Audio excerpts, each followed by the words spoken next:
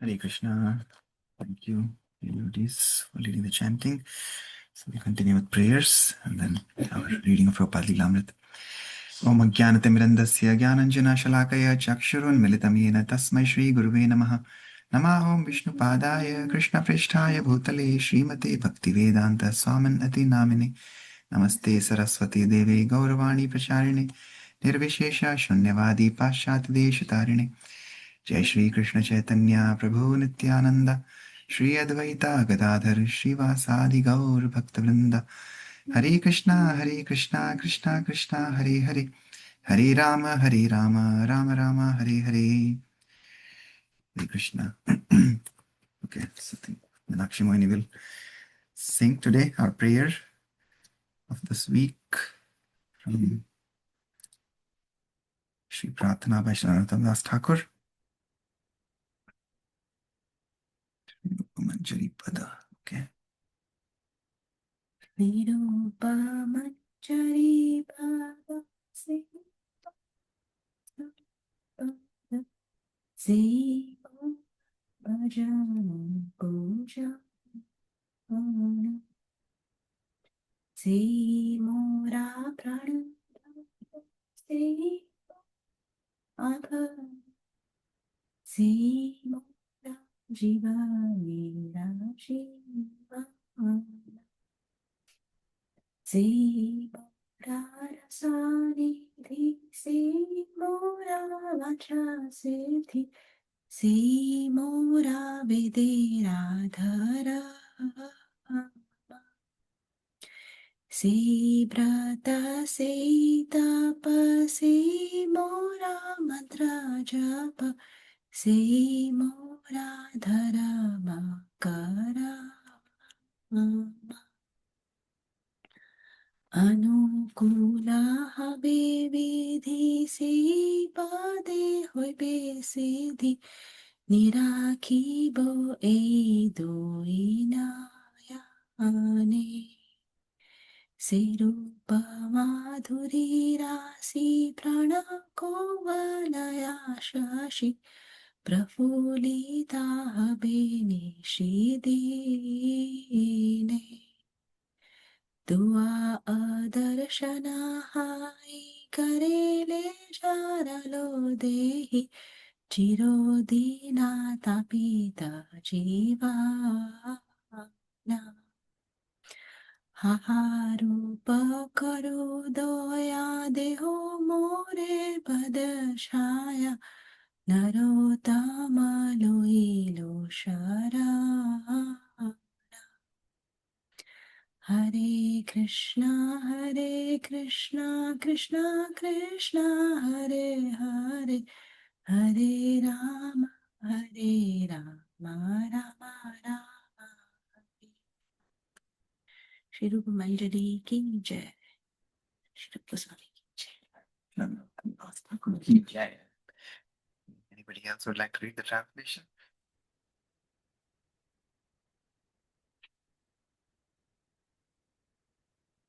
Read. I can read, Prabhuji. Okay, Atimata. Yes. The lotus feet of Sri Rup Manjari are my treasure, my devotional service, and my object of worship. They give my life meaning, and they are the life of my life. They are the perfection of rasa, and they are perfection worthy of attainment. They are the very law of the Vedic scriptures for me. They are the meaning of all my fasts and penances, and my silent uttering of my mantras. They are the basis of religion and activities. By the purifying process of favorable devotional service, one will attain perfection and with these two eyes be able to see.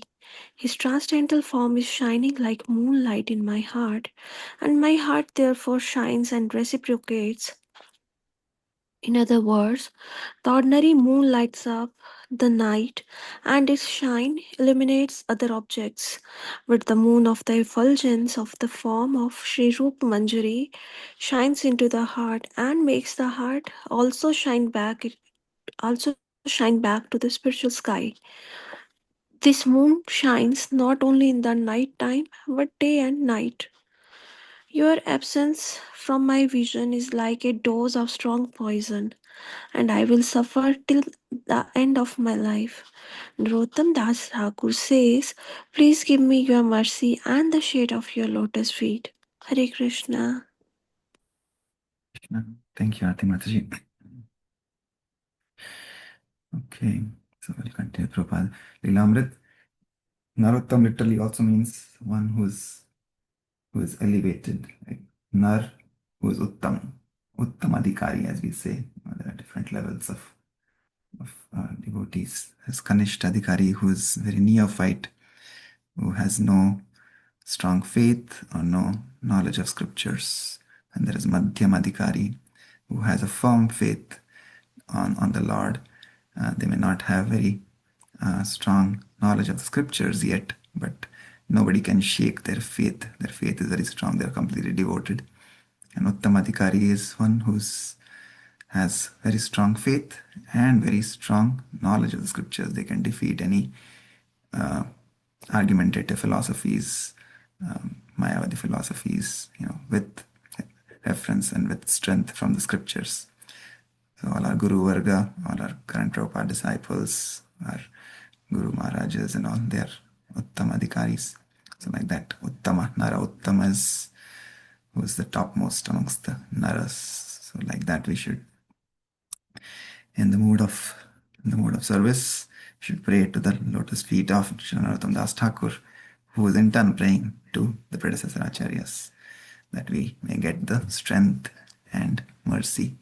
As they are saying, lotus feet of Sri Rupa Manjari are my treasure, my devotional service, and my object of worship.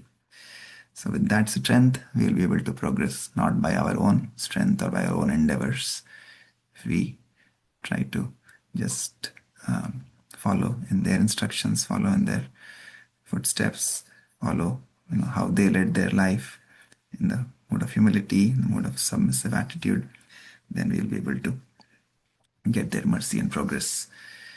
So like that, we are saying Prabhupada is also completely surrendered to his Guru Maharaj, and because of that, he is able to accomplish what he has accomplished so far, and much more in the past 50 years, even after his closing his manifest pastimes on this planet. So yesterday we started chapter 43, which is building the Krishna Balaram temple. And Prabhupada gives the example that we have to pray for the spiritual strength. The spiritual strength comes from Balaramji. It comes from all these Acharya. Balaramji is the Kripa. Balaramji as Nityananda Prabhu is the Kripa avatar.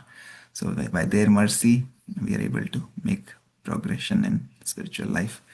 So this is these elevated devotees, Vaishnavas who have come before us. They are the source of strength for us. We have to pray to them. And with that, we'll be able to make progress. So these sadhus, I was remembering this one thing that His Holiness Swayam Bhagavan Keshav Maharaj, he was mentioning that sadhu, as we say our gurus also, we call them as Maharaj, Guru Maharaj, right? So they are actually the true kings. They are the real king, because there was once a king who was very proud of his achievements. He goes into the forest and then he comes across this hut where a sadhu is sitting in a small hut and he's doing his worship. And this king, very proud and very boastful of his accomplishments, he comes there and he sees this sadhu is just in his meditation. And then he asks him, "So who are you?" He asks the sadhu, and sadhu says, he just looks at who is there and he says, "I'm a king." And then the king says, he starts laughing. He says, "Oh, here is a beggar who's saying he's a king." And then he says, "Okay, if you're a king, then where is your army?" The sadhu says, "Well, I don't have any army because I don't have any enemies." Right? So then the king again laughs and he says, "Okay, if you're a king, then where is your wealth?" He says, "My wealth is." He asks him about his wealth, and then he says, "Yeah, wealth is not meant by one who is the most richest. The richest is not one who has a lot, but the one who needs the least. Right? So that is the richest person. And then he asks him, okay, so if you're a king, then you must have conquered something. What have you conquered? He says, I've conquered my pride, conquered my lust, conquered my own mind, and I've conquered divinity with my love. Right? And then the king starts realizing, okay, all the external things that he has conquered and he has been so proud about, those are actually things that he has been lacking. So yeah, he was nicely giving this example of who a real king is. So apparently so-called kings of this world, wealthy people, they are not really the king, but that is why we call our gurus as Guru Vargas, as Guru Maharaj. So they are the true kings. The sadhus are the real kings because they have conquered everything. They have conquered their own minds. They have conquered the Lord with their heart, with their love. So like that, Prabhupada is conquering everybody, including his own disciples, who were little lax in constructing the temple in Vrindavan, but Prabhupada has been very merciful, compassionate. He's been guiding them, and he has now personally come to supervise the construction of the temple, which has been going on for years, but had not made progress much. And also, the person who had given the land was kind of threatening to take back the front portion. And Prabhupada was worried about that because that would ruin the whole look of the temple, how the entrance to the temple would be. So we'll continue here. Prabhupada is now in Vrindavan in very cold weather. He's still continuing to do his morning sadhana and waking up at 2 a.m. and translating. So now he's calling his new servant secretary, which is Satsvarupa Das Goswami Maharaj, who wrote this biography of Srila Prabhupada, along with, of course, help from all the Prabhupada disciples. So he's now going into the room to see what happens next. Okay, so sitting on the floor on the other side of the desk, Satsvarupa faced Srila Prabhupada. In awe and reverence, he tensed, prepared to do whatever Prabhupada requested, yet fearful that the request might be something he wouldn't know how to do. Get the Krishna book, volume 2, Prabhupada said. His servant ran and got it from the shelf, returned and again sat down. Read the story of King Nriga, Prabhupada said. Though terse, Prabhupada's commands were complete. His servant paused, wondering if there was anything else. He opened the book, then hesitated. Out loud? He asked. Prabhupada nodded, and his servant began to read aloud. Soon, however, Satsvarupa became puzzled as to why Prabhupada was having him to do this so early in the morning when he was actually dictating Srimad Bhagavatam. As Satsvarupa read aloud, Prabhupada sat motionless, giving no indication that he was pleased or even listening. In that silence, Satsvarupa became very aware of his own voice reading, and he listened intently to the story. King Nriga, the story explained, gave many cows with charity to the Brahmanas. One day, however, one cow wandered back and entered among King Nriga's herd, and so the king unknowingly gave it in charity to another Brahmana. But as the new owner was leading the cow away, the former owner returned to claim it. An argument ensued between the two Brahmanas. Coming before King Naga, they charged that he had taken back a cow previously given in charity, a great sin. The puzzled King Naga very humbly offered each Brahmana 100,000 cows in exchange for this one cow. Neither accepted, however, since according to Manu's law, a Brahmana's property cannot be taken under any condition, even by the government. Consequently, both Brahmanas left in anger, and as a result, King Naga had to take his next birth as a lizard. As Prabhupada's servant read on, he suddenly got the feeling that Prabhupada had asked him to read this story to expose the cheating of his own servant. In a panic, he tried to think of how he had committed the offense of stealing from his spiritual master. He couldn't think of anything wrong until he recalled having taken a pair of socks which had been given to Prabhupada as a gift. Prabhupada was always receiving gifts wherever he went, and it was his practice, after collecting socks and scarves and so on, to give them to his disciples. Prabhupada would use a fraction of the things given to him. So because it was cold in Vrindavan, Satsvarupa, who had no socks, had taken one inexpensive-looking pair that he was sure his spiritual master would never want to use. He had assumed that Prabhupada would not object, but now his cheating was indirectly exposed. After the story was completed, Prabhupada remained silent, as did his servant. Perhaps Prabhupada is sleeping, Satsvarupa thought, though he dared not to say anything or even more. They both sat motionless, Satsvarupa looking down at the book and sometimes up at Prabhupada, waiting for an indication. 5 minutes passed. Finally, Prabhupada said, "Now take this chapter and type it up." His servant acknowledged the instruction and got up to leave, but still it wasn't clear. Why had he read the story and why type it? Prabhupada then spoke again. Now I want to dictate one letter. Satsvarupa had a notepad with him and he sat down and immediately began writing Prabhupada's words. The letter was to Mr. S, and Prabhupada referred to Mr. S's donation of the land and to his desire to take back the front 50 feet. He reminded Mr. S that according to the original agreement, he had given the entire land with the sanction of Srimati Radharani. How could he say that now he was taking it back? Mr. S should please reconsider what he was proposing. In this connection, Prabhupada was enclosing the story from Srimad Bhagavatam of King Nriga. Mr. S should read it and consider the implications. Prabhupada's servant felt relieved, but he also felt that his guilt was valid and that he should be wary of becoming too familiar with his spiritual master's possessions. And he had learned another lesson as well. His own viewpoint of Prabhupada was entirely subjective. Although he had been with Prabhupada, he had not correctly understood Prabhupada's thoughts and motives. He felt that perhaps he was not the only disciple who sometimes made that mistake. One may try to comprehend the many aspects of Srila Prabhupada, but one should not expect to understand completely. Even GBC secretaries and other leading devotees who were right with Prabhupada in his dealings could not know what Prabhupada was thinking. Satsvarupa Maharaj decided that it was best to always follow Srila Prabhupada's instructions, and going back to the adjoining room, he began typing the story of King Nriga. At sunrise, Prabhupada stepped out of his house onto the dusty lane, and the devotees of ISKCON Vrindavan joined him on his morning walk. As he walked, he began saying that one of the devotees had complained that the electricity was going off. The devotee had said that India was advanced in spiritual knowledge and the West in material knowledge, and that the two should combine. Prabhupada agreed. Yes, he said, that is my mission, to combine them. Prabhupada reached the Chatikara road in front of the property and began walking down the middle of the road in the direction of Delhi. Large neem trees lined the road. The material side of life is also necessary, Prabhupada continued. In the West, even for shaving, they have a machine. This is very good, but it is also being misused. It is all for the itching sensation, sex, which is insignificant and abominable.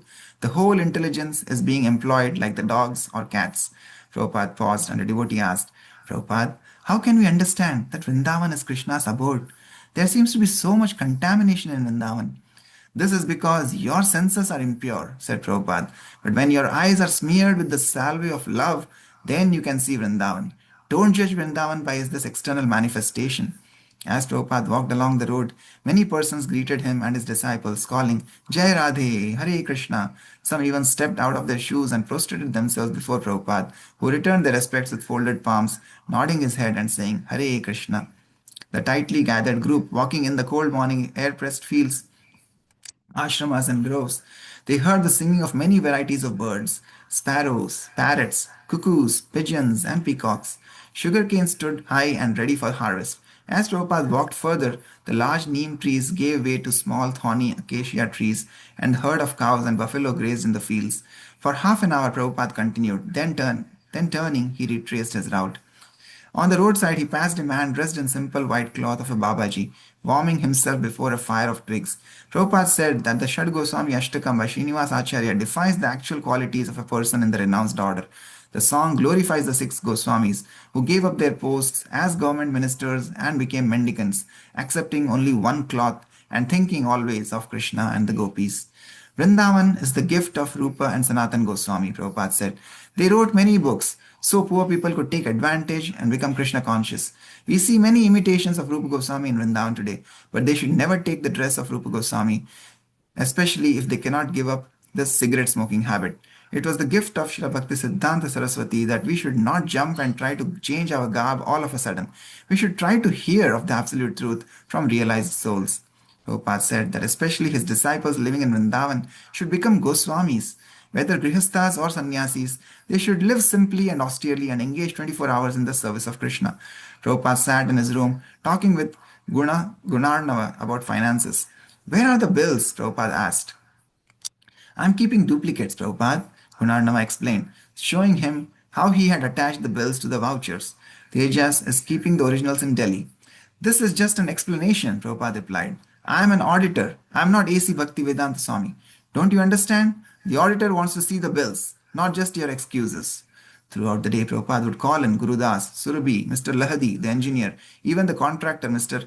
Ali Books, Although the contractor was Mohammedan, Prabhupada requested him, please do a nice job because this is Krishna's temple. If you work very nicely, Krishna will bless you. Prabhupada assured him that money would not be a problem. He would arrange that $10,000 a month would come from his temples in America until the construction was finished. It will be finished by Janmashtami? Prabhupada asked. Yes, Gurudas said firmly. It will be done. Mayapur, March 1974. While traveling from Calcutta to Mayapur, Prabhupada stopped as usual at the pleasant, secluded mango grove and sitting on a straw mat, took a breakfast of fresh fruits. A group of his disciples and his sister Bhavatarini were also present, and Prabhupada saw that everyone received prasadam. He then returned to his car and the caravan continued to Mayapur. As Prabhupada's car approached the Mayapur Chandrodaya Mandir, he was met by a roadblock of ISKCON devotees waiting at the spot known as Srivas Angan, over 2 miles from the ISKCON property.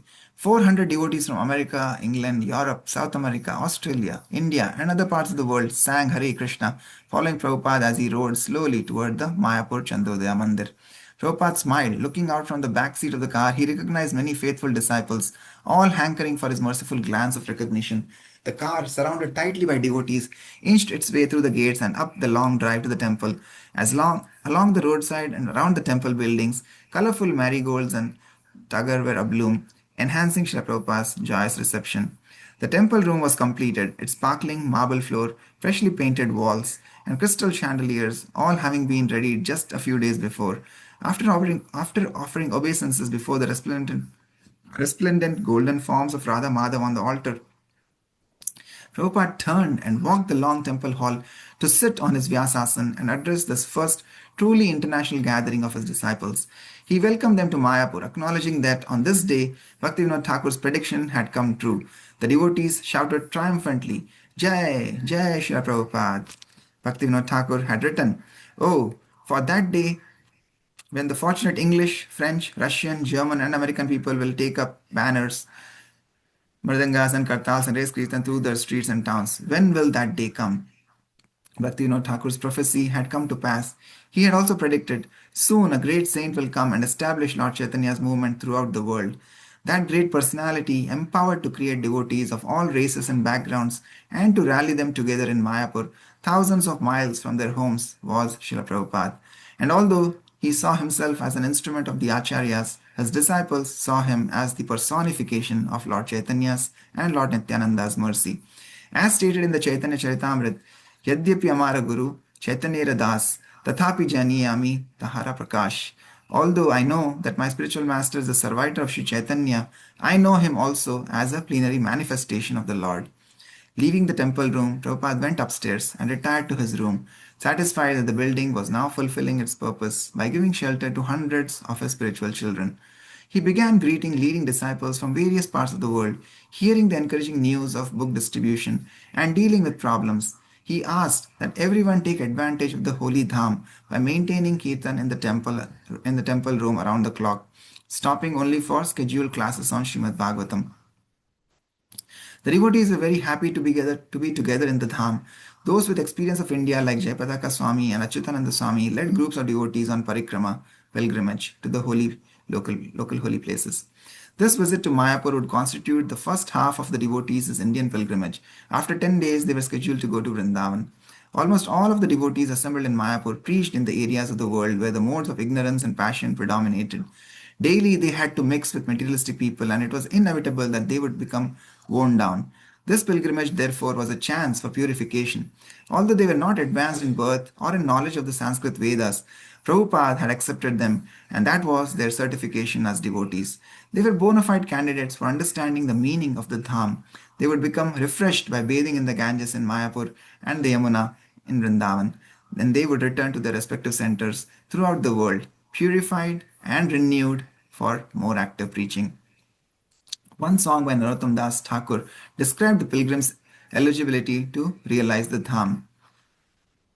Gaurangira Sangi Gane Nitya Siddha Kari Mane Seyaya Vrajendra Sutapash Shri Gauda Mandala Bhumi Ye Bhajane Chintamani Tarahaya Vraje Bhumi Vas Those whose intelligence has come to understand that the eternal associates of Vrindavan Dham are non-different from those in Navdeep can attain the service of the son of Nanda Maharaj.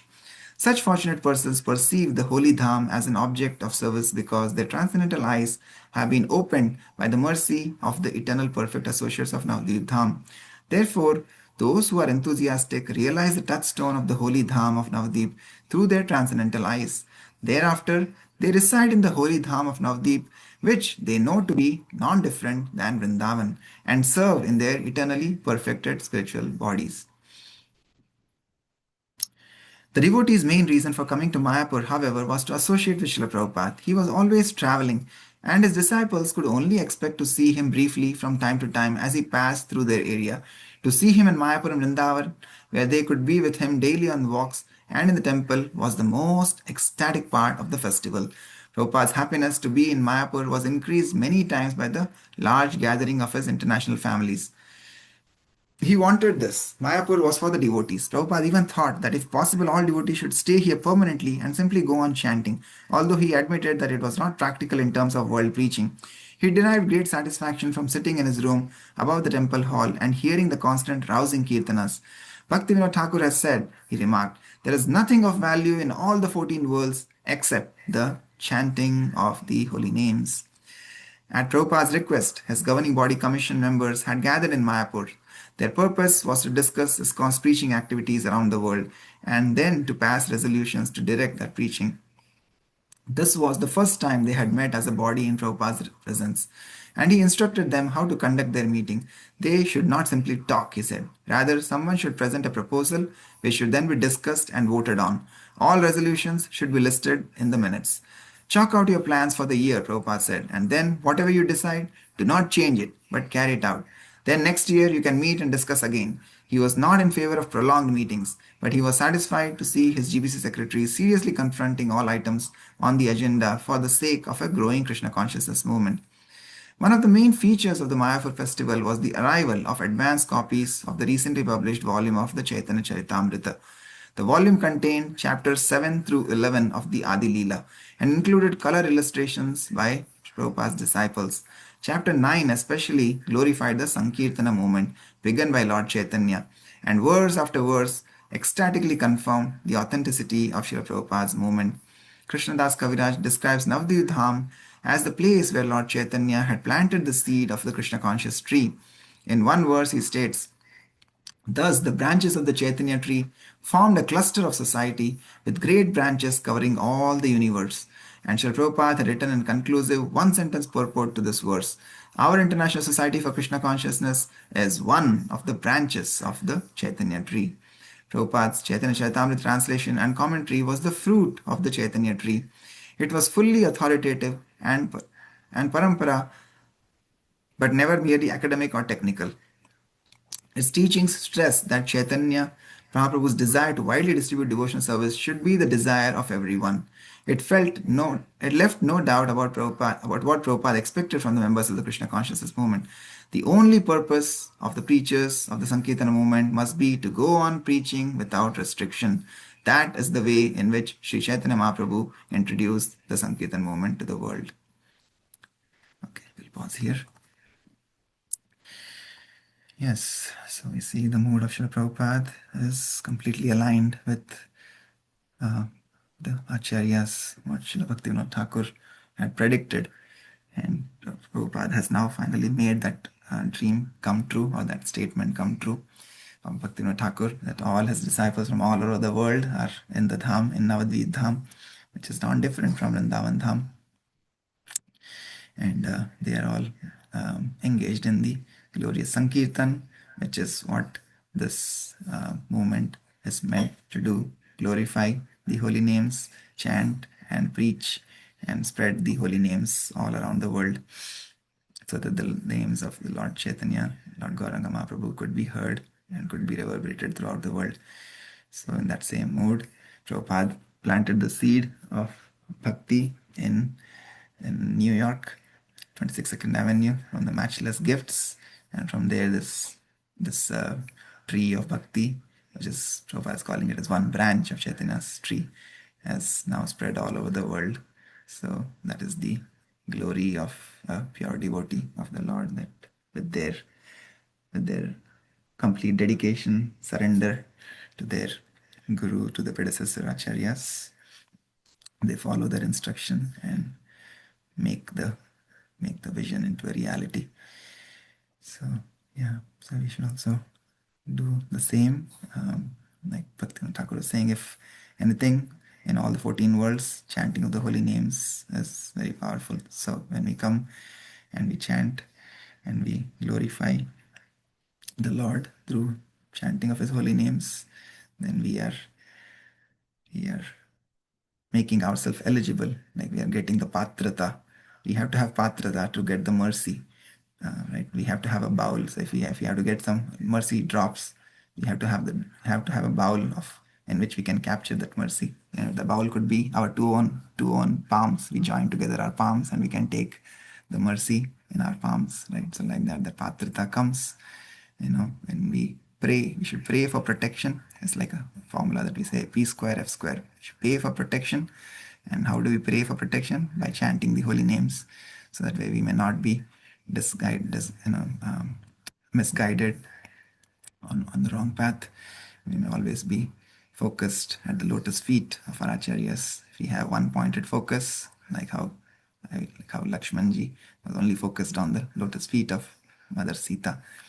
Like that, we should always be focused, one-pointed focus, one-pointed attention on the lotus feet of our acharyas, following their instructions. So then that is P square. We pray for protection. And we should have the fear of fall down. So the fear of fall down can be avoided when we follow the instructions, when we follow the regulative practices that our acharyas have given us, Srila Prabhupada has given us. Just by following those instructions, we will not fall down.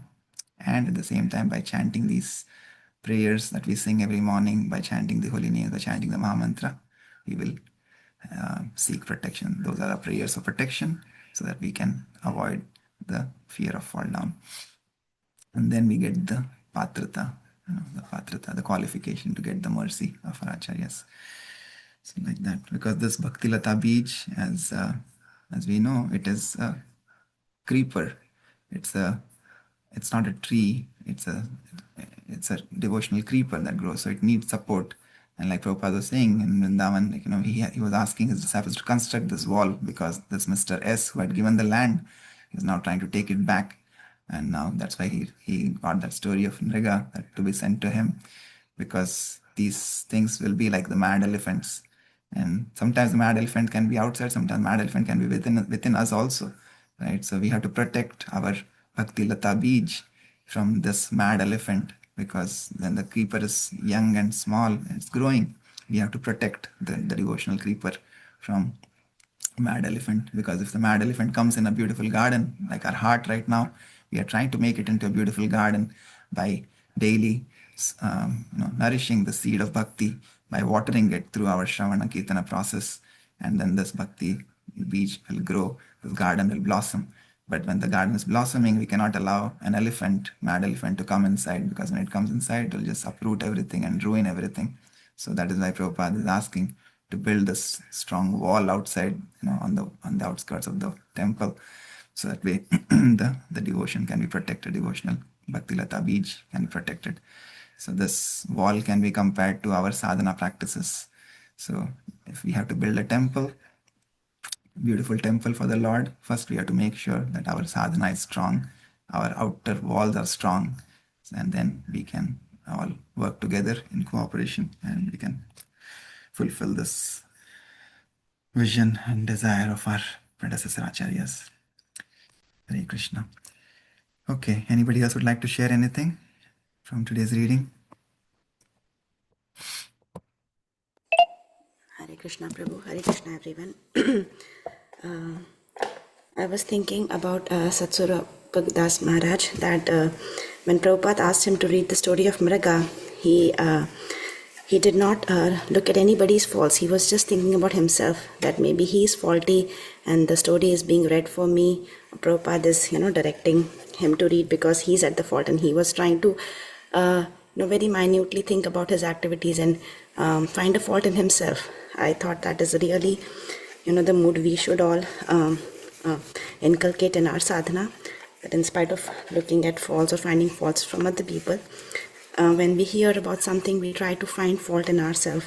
I thought that is really beautiful in practical, things we see, like the pastimes we see from these initial devotees, and also the importance of Mayapur and Sri Vrindavan Dham. I was thinking if Prabhupada was not there and if these early disciples would have not helped so much, the importance and the value, we have and all the people in general have for Mayapur and Vrindavan now would have not been, so much.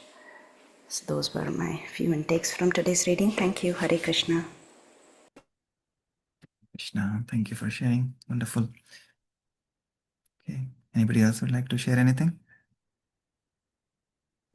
Hare Krishna Prabhu, Dandavat Pranam. Yes. Thank you for Dandavat sharing Pranam. Nakshimani and Nagarat Prabhu. I was also thinking about, now Kartik is coming. So the mood in which we should go to the Holy Dham for any of us who are visiting. And the best way to go to the Holy Dham is to go in the association of pure devotees. Like some of our congregation members are going for Radhanath Maharaja's Yatra.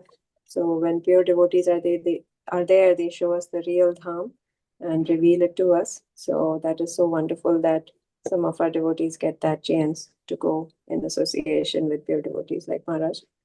And the second thing I was thinking was, the meetings, so important. Prabhupada instructed. Sorry, Mata, you went on mute, Anandini Gopika Mataji. Oh, so sorry. The second thing I was thinking was about the meetings, that Prabhupada's instructions were so good that, you come up with a proposal, you vote on the group, and then you stick to the plan for a year. And then in the next year, you would do that. And no need to spend too much of time in those meetings. I think we can take that back in our congregation too. So just two of those things, Prabhu. Hare Krishna. Yeah, so many things things Prabhupada established, not just devotional practices, but even how to carry out meetings, how to he was teaching all the basic aspects of management to his disciples. So it's so wonderful. We get so much of instructions when we read Prabhupada's books. Yeah. Yeah, everything was like a sandwich, transcendental sandwich in Prabhupada's programs, right? So actually, even Radhanath Maharaj, once I remember, I heard it from somebody else, but he was mentioning that he was not very happy with some of the meetings that were happening in Bombay, when devotees would be going back and forth or arguing, and then he says he just left the meeting, and then he's walked out, and then somebody went to him and asked him and said, "This is not the way we conduct meetings." Right? So Prabhupada's meetings would always be like a transcendental, like Prabhupada's programs, like a transcendental sandwich. Start with the kirtan, small talk, again end with the kirtan.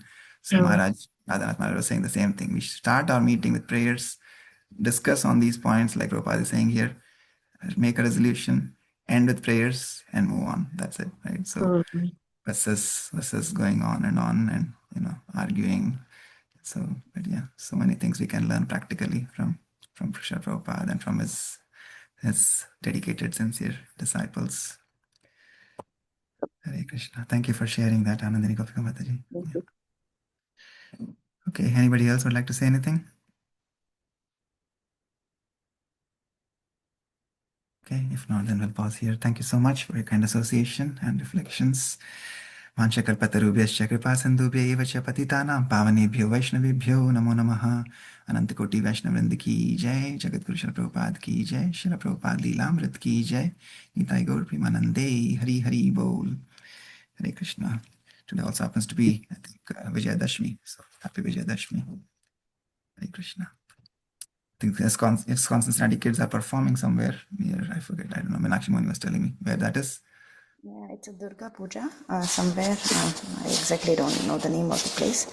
But yes, they'll be performing tonight. So hopefully we'll see some All of you the there. best to them. Hare Krishna. Krishna. Hare Krishna. Happy Dashera. Happy Vijayadashami.